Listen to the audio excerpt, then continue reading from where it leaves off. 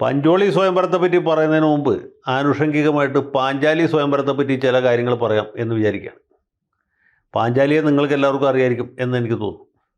പഞ്ചപാണ്ഡവന്മാരുടെ ഏക ഭാര്യയായിരുന്ന പാഞ്ചാലി 5 ഭർത്താക്കന്മാരെ ഓരോ വർഷത്തെ ഊഴം വച്ച് സ്വീകരിച്ചു. അവർ ഓരോരുത്തരിലും ഈ പാഞ്ചാലി എന്ന പേരുള്ള ദ്രൗപദിക്ക് അഥവാ കൃഷ്ണയ്ക്ക് ഓരോ മക്കൾ വീതം ജനിച്ചു എന്നാണ് മഹാഭാരതത്തിൽ വേദവ്യാസൻ എഴുതിയിട്ടുള്ളത്. പാഞ്ചാലി സ്വയംവരം ചരിത്രപരമായൊരു സംഭവമായിരുന്നു. കൃഷ്ണ എന്നു പേരുള്ള തൻ്റെ മകൾക്ക് വിവാഹപ്രായം എത്തിക്കഴിഞ്ഞപ്പോൾ ദ്രുപദ മഹാരാജാവ് വിവിധ രാജ്യങ്ങളിലേക്ക് കത്തെഴുതി അയച്ചു. എൻ്റെ മകളുടെ സ്വയംവരം ഇത്രാം തീയതി നിശ്ചയിച്ചിരിക്കുന്നു.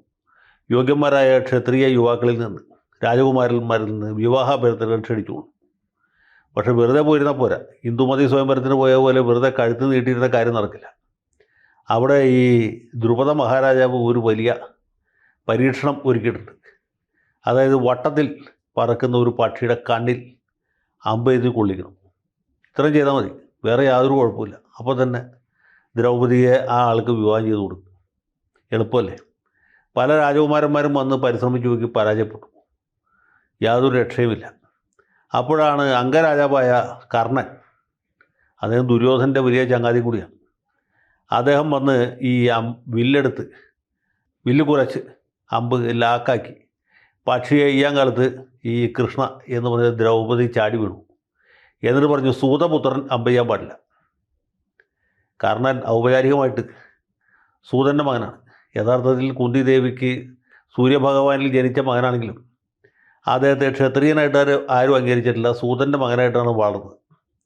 അതുകൊണ്ട് ക്ഷത്രിയന്മാർക്ക് വേണ്ടിയുള്ള പരീക്ഷയിൽ ഈ സൂതൻ്റെ മകനായ കർണൻ അസ്ത്രം അയക്കാൻ പാടില്ല എന്ന് പറഞ്ഞു. അപ്പോൾ കർണൻ ജഗൽ സാക്ഷിയായ ഭഗവാൻ സൂര്യനെ നോക്കി ആ ദുഃഖത്തോടെ ആ വില്ല് താഴെ വെച്ചു എന്നാണ് വേദവ്യാസൻ എഴുതിയിട്ടുള്ളത്. പാണ്ഡവ പക്ഷപാതിയായ തുഞ്ചത്ത് എഴുത്തച്ഛൻ പോലും ആ ദുഃഖരംഗം ഒരു വരിയിൽ സംഗ്രഹിച്ച് ചേർത്തിട്ടുണ്ട് എന്നാണ് എൻ്റെ ഓർമ്മ. കിതാബ് നോക്കിയാലേ കൃത്യം പറയാൻ പറ്റുള്ളൂ. അങ്ങനെ കർണൻ ദുഃഖിതനായി പിൻവാങ്ങിയ സമയത്താണ് അർജുനൻ വില്ലെടുക്കുകയും കുലയ്ക്കുകയും കൃത്യമായിട്ട് ഈ പക്ഷിയുടെ കണ്ണിൽ അമ്പെയ്ത് കൊള്ളിക്കുകയും ചെയ്തു. അങ്ങനെ കൃഷ്ണയെ പാണിഗ്രഹണം ചെയ്തു. പക്ഷേ സഹോദരന്മാർക്ക് കൂടി വേണ്ടി പങ്കുവെക്കേണ്ടി വന്നു. അത് വേറെ കഥയാണ്. ഞാനിപ്പോൾ ഇത് പറഞ്ഞതെന്ന് വെച്ചാൽ നമ്മുടെ സുപ്രീം കോടതിയിലേക്ക് പഞ്ചോളി എന്ന് പറഞ്ഞ ഒരു വിദ്വാനെ പ്രൊമോട്ട് ചെയ്ത് വെച്ചിട്ടുണ്ട്. അദ്ദേഹം ഗുജറാത്ത് ഹൈക്കോടതിയിൽ ജഡ്ജിയായിരുന്നു. സീനിയോറിറ്റിയിൽ വളരെ താഴെയാണ്. പക്ഷേ പുള്ളിയെ നമ്മുടെ കേന്ദ്ര സർക്കാരും മറ്റുമൊക്കെ താല്പര്യമെടുത്ത് പാറ്റ്ന ഹൈക്കോടതിയിൽ ചീഫ് ജസ്റ്റിസായിട്ട് വെച്ചു. അവിടെ നിന്ന് ഇപ്പോൾ സുപ്രീം കോടതിയിലേക്ക് പൊക്കിയിരിക്കുകയാണ്. ഇദ്ദേഹത്തിന് വേറെ കുഴപ്പമൊന്നുമില്ല. ആൾ യോഗ്യനാണ്, വെളുത്തിട്ടാണ്, സുമുഖനാണ്, പണ്ഡിതനുമാണ്, ചിന്തകനുമാണ്. പക്ഷേ പ്രശ്നം എന്ന് വെച്ചാൽ പുള്ളിക്ക് സീനിയോറിറ്റി വളരെ കുറവാണ്. സീനിയോറിറ്റിയിൽ വളരെ താഴെയാണ്. അഥവാ കേരള ഹൈക്കോടതിയിൽ മരിച്ചുപോയ ഒരു ജഡ്ജി പറയുന്നതിനാണെങ്കിൽ ജൂനിയോറിറ്റി ആണ് കൂടുതലുള്ളത് സീനിയോറിറ്റിയേക്കാൾ. അപ്പോൾ ഇദ്ദേഹം ഓൾ ഇന്ത്യ സീനിയോറിറ്റിയിൽ 57ാം സ്ഥാനക്കാരനാണ്. കൃത്യമായിട്ട് സീനിയോറിറ്റി അടിസ്ഥാനത്തിലല്ല സുപ്രീം കോടതിയിലേക്ക് ജഡ്ജിമാരെ പ്രൊമോട്ട് ചെയ്യുന്നതെങ്കിൽ പോലും പണ്ട് നമ്മുടെ KM ജോസഫിൻ്റെ പ്രൊമോഷൻ വന്നപ്പോൾ കേരള ഹൈക്കോടതിയിൽ നിന്ന് പറയത്തക്ക റെപ്രസെൻറ്റേഷൻ വേറെ ഇല്ലാത്ത സമയത്ത് ഇദ്ദേഹത്തിൻ്റെ പേര് 17ാമത്തേതാണ് എന്ന് പറഞ്ഞാണ് നമ്മുടെ കേന്ദ്രമന്ത്രിസഭ 2 പ്രാവശ്യം ഇത് കോൾഡ് സ്റ്റോറേജിൽ വെച്ചത്. അപ്പോൾ ഇവിടെ ഈ പഞ്ചോളി, വിപുൽ പഞ്ചോളി എന്നാണ് പുള്ളിയുടെ ശരിക്കുള്ള പേര്. അദ്ദേഹത്തിൻ്റെ പേര് 57ാം സ്ഥാനത്താണ് കിടക്കുന്നത്. 56 പേരുടെ സീനിയോറിറ്റി ഓൾ ഇന്ത്യയിൽ മറികടന്നിട്ടാണ് പുള്ളി ഇപ്പോൾ ഗുജറാത്തിൽ നിന്ന് പാറ്റ്ന വഴി സുപ്രീം കോടതിയിലെത്തുന്നത്.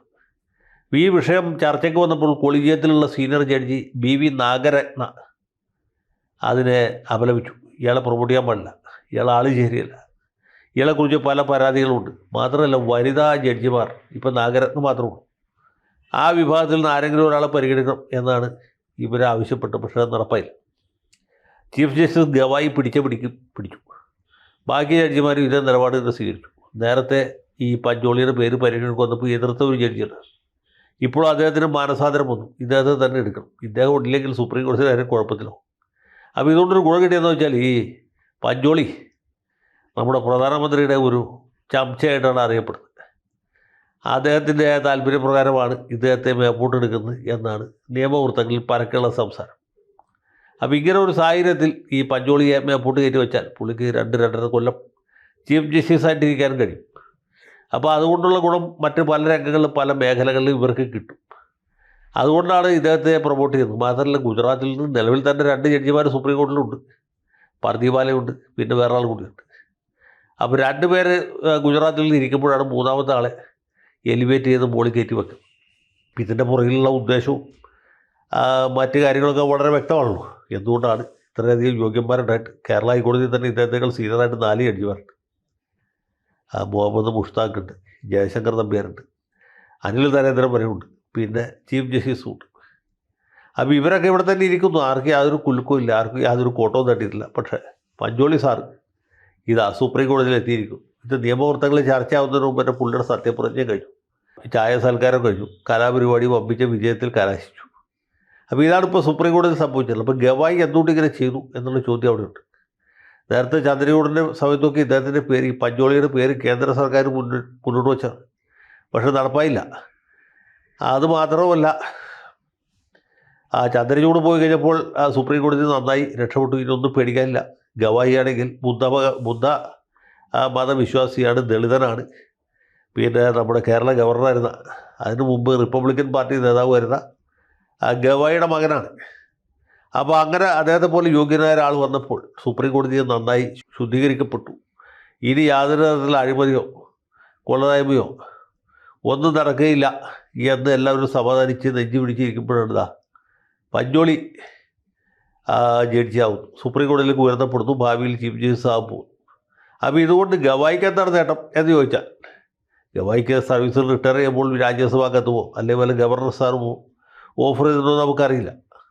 ചെയ്താലും ചെയ്തില്ലെങ്കിലും അതിനേക്കാൾ വലിയൊരു നേട്ടം പുള്ളിക്കുണ്ടായി. പുള്ളിയുടെ സ്വന്തം അനന്തരവനെ ബോംബെ ഹൈക്കോടതിയിൽ ജഡ്ജിയായിട്ട് എടുക്കാൻ സാധിച്ചു.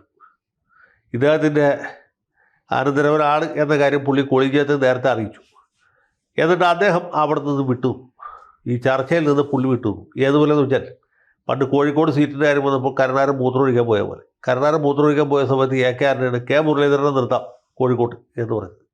അങ്ങനെ ആൻ്റണിയുടെ നിർദ്ദേശപ്രകാരം ശ്രീമാൻ കെ മുരളീധരൻ കോഴിക്കോട്ട് മത്സരിച്ചു. അദ്ദേഹം ജയിച്ചു, പാർലമെൻറ്റ് മെമ്പറായി. ഇതുപോലെ ഉള്ള ഒരു ഉടായിപ്പാണ് ഇവിടെ സംഭവിച്ചത്. ചീഫ് ജസ്റ്റിസ് എഴുന്നേറ്റ് പോയി, എൻ്റെ അനന്തരവനാണ് നോയിക്കൊള്ളം എന്നെല്ലാവരും പറഞ്ഞിട്ട്. അപ്പോൾ ബാക്കി ജഡ്ജിമാർ വയ്ക്കുമ്പോൾ നമ്മുടെ ചീഫിൻ്റെ മാൻമോനാണല്ലോ, അത് നന്നായി ധരിച്ച അവരെയും പ്രൊമോട്ട് ചെയ്തു, അദ്ദേഹത്തെ എലിവേറ്റ് ചെയ്തു, ബോംബെ ഹൈക്കോടതിയിൽ ജഡ്ജിയായിട്ട് നിയമിക്കാൻ പോയി.